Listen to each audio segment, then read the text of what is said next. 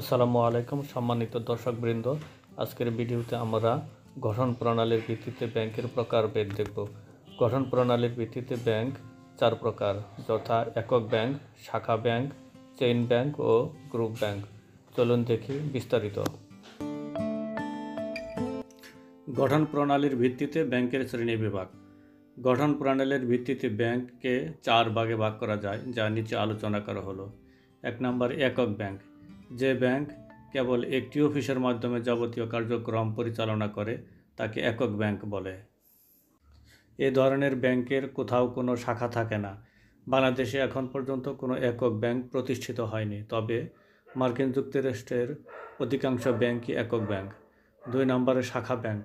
যে ব্যাংক একটি কেন্দ্রীয় কার্যালয়ের অধীনে দেশ বিদেশের বিভিন্ন স্থানে একই নামে অনেকগুলো শাখা প্রতিষ্ঠা করে ব্যাংকিং কার্যক্রম পরিচালনা করে তাকে শাখা ব্যাংক বলে।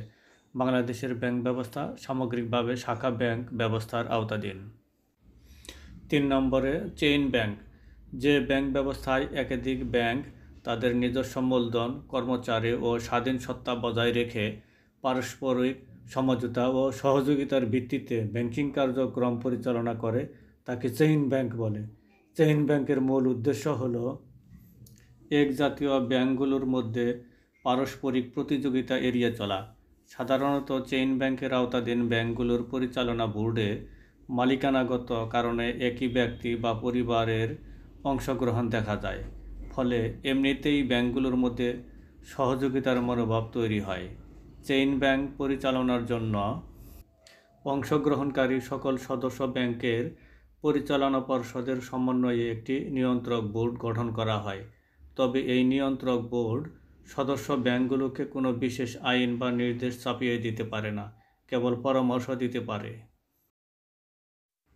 4 নম্বরে গ্রুপ ব্যাংক। যখন কোনো একটি আর্থিক প্রতিষ্ঠান নিজেই কতকগুলো ছোট ছোট ব্যাংক গঠন করে অথবা একাধিক ব্যাংকের অধিকাংশ শেয়ার কিনে নিয়ে তাদের উপর নিয়ন্ত্রণ প্রতিষ্ঠা করে, তখন তাকে গ্রুপ ব্যাংকিং বলে। এক্ষেত্রে নিয়ন্ত্রণকারী ওই আর্থিক প্রতিষ্ঠানকে হোল্ডিং কোম্পানি এবং সদস্য ছোট ব্যাংকগুলোকে সাবসিডিয়ারি কোম্পানি বলে। অর্থাৎ হোল্ডিং কোম্পানি ও সাবসিডিয়ারি কোম্পানির সমন্বয়ে গ্রুপ ব্যাংক প্রতিষ্ঠিত হয়। ভিডিওটি শেষ পর্যন্ত দেখার জন্য সকলকে ধন্যবাদ।